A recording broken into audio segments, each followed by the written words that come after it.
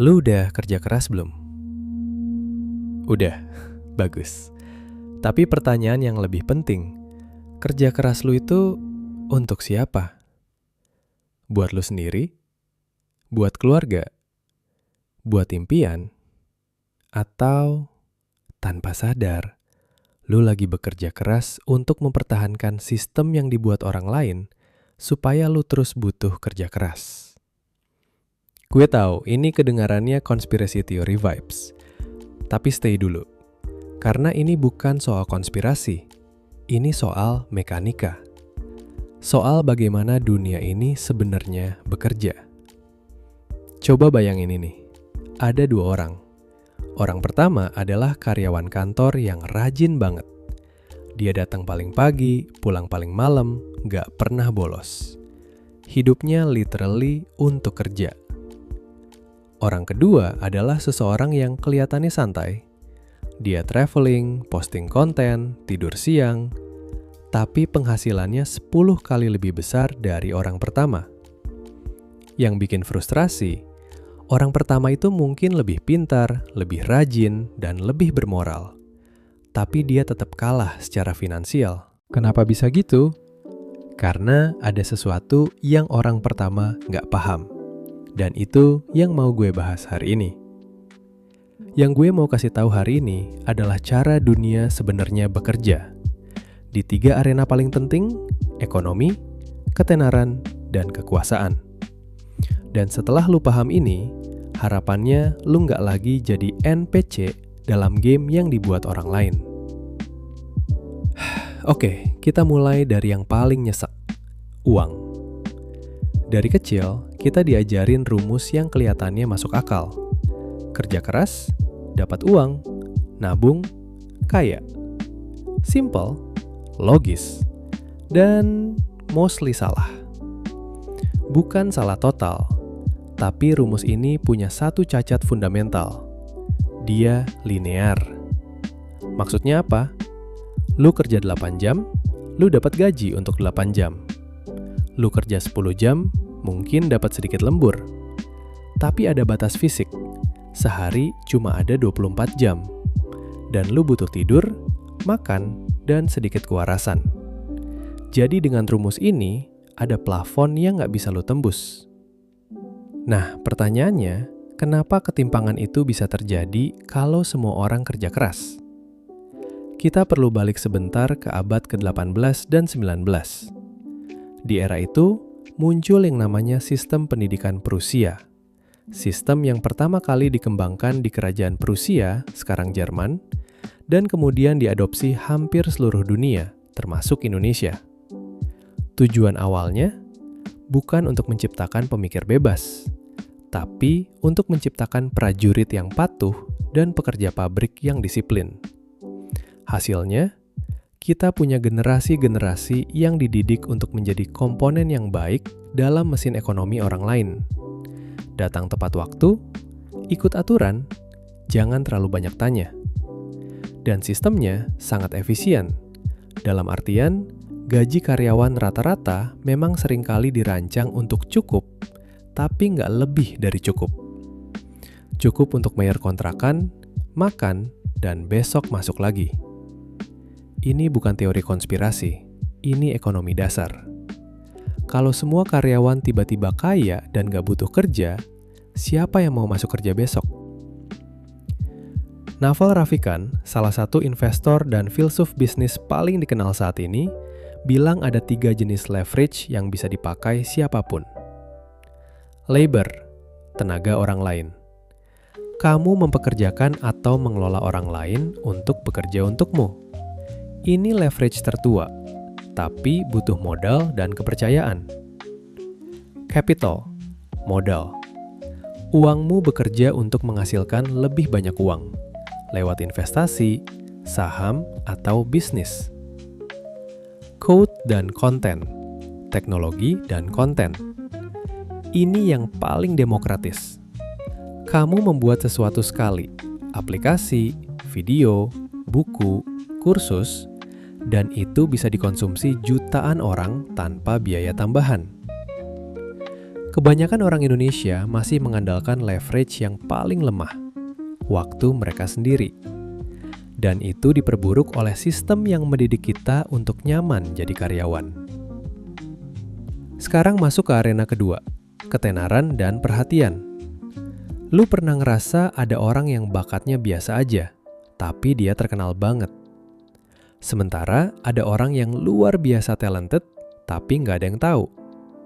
Ini bukan kebetulan, dan ini bukan soal nasib. Ini soal satu hal.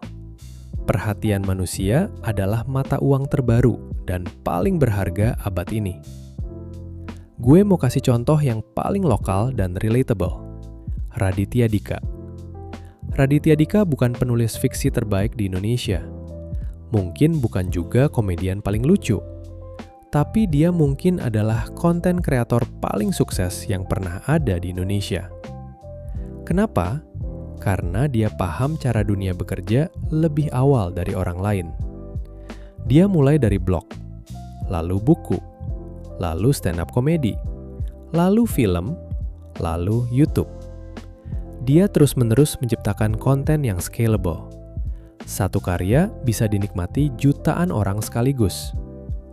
Buku yang dia tulis sekali di 2005 masih terjual sampai hari ini. Video YouTube yang dia upload 3 tahun lalu masih dapat views sampai sekarang. Itu leverage konten.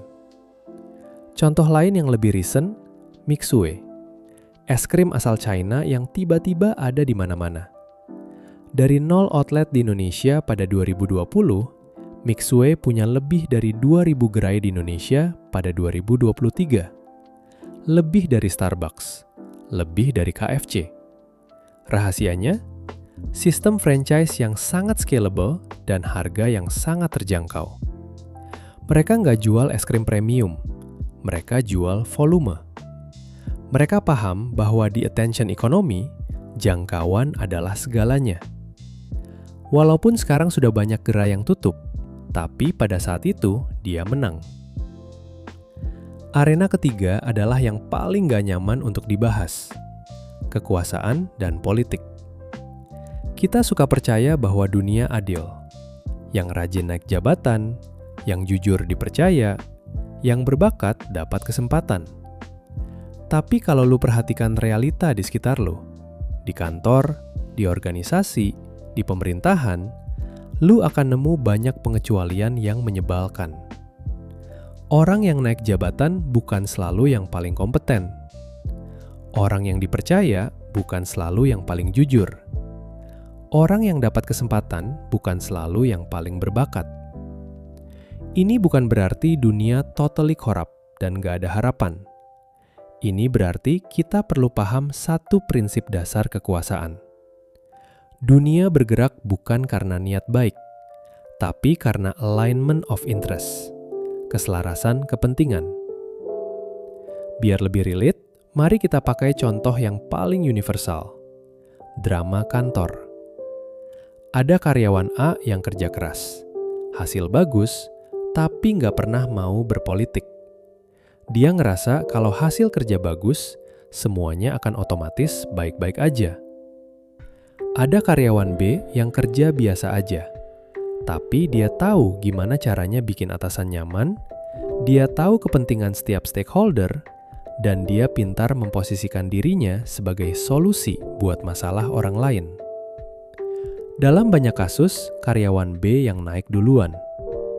Bukan karena dia lebih baik, tapi karena dia memahami bahwa kekuasaan dioperasikan melalui kepercayaan dan kepentingan, bukan hanya kompetensi.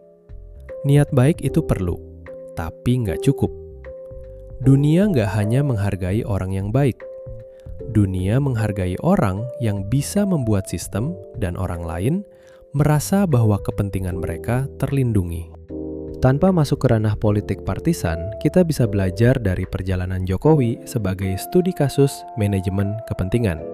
Jokowi naik dari wali kota Solo, lalu gubernur Jakarta, lalu presiden. Bukan karena dia paling kaya atau paling berpengaruh secara tradisional. Dia berhasil karena mampu membaca dan mengakomodasi kepentingan berbagai kelompok sekaligus. Rakyat kecil, pengusaha, dan partai-partai besar. Ini bukan tentang setuju atau tidak setuju dengan kebijakannya. Ini tentang memahami mekanika. Orang yang naik ke posisi berpengaruh hampir selalu paham cara mengelola multiple interest secara bersamaan. Oke, sekarang gue mau sambungin semua titiknya. Ekonomi. Kekayaan datang dari leverage, bukan dari menukar waktu dengan uang secara linear. Ketenaran. Kesuksesan datang dari menciptakan nilai yang scalable, bukan hanya dari bakat yang tersembunyi. Kekuasaan. Pengaruh datang dari mengelola kepentingan, bukan hanya dari niat baik. Benang merahnya adalah ini. Dunia menghargai system builders, bukan sekedar hard workers. Hard worker adalah orang yang bekerja di dalam sistem. System builder adalah orang yang merancang sistem itu sendiri. Hard worker diganti ketika mereka burn out atau ada yang lebih murah. System builder nggak bisa digantikan karena mereka adalah sistemnya. Sebelum lu pergi dengan kesimpulan bahwa dunia kejam, jadi gue harus kejam juga, stop. Itu bukan pesannya. Memahami cara dunia bekerja bukan berarti melepaskan nilai-nilai etika atau menjadi manipulatif. Justru sebaliknya, orang yang paling sukses jangka panjang hampir selalu mereka yang punya kombinasi, paham mekanika dunia, dan punya nilai etika yang kuat. Karena trust adalah leverage yang paling powerful dan paling sulit dibangun. Yang perlu dibuang adalah naivitas, keyakinan bahwa dunia akan otomatis adil tanpa kita perlu memahami dan menavigasi sistem yang ada.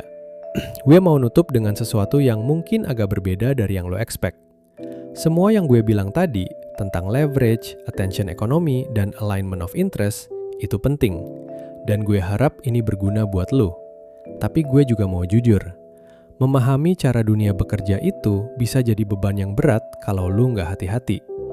Ada orang yang setelah paham semua ini jadi cynical. Jadi nggak percaya siapa-siapa. Jadi ngejar kekayaan dan kekuasaan sampai lupa kenapa mereka mulai. Itu bukan tujuannya. Tujuannya adalah supaya lu bisa navigate dunia ini dengan lebih sadar. Dan dengan kesadaran itu, lu bisa membuat pilihan yang lebih sesuai dengan apa yang sebenarnya lu mau dari hidup ini. Karena pada akhirnya, semua leverage, semua attention, semua power, itu cuma alat. Pertanyaan paling penting tetap sama seperti yang selalu ada. Hidup yang seperti apa yang sebenarnya mau lu jalani? Dan apakah cara hidup lu sekarang sedang menuju ke sana?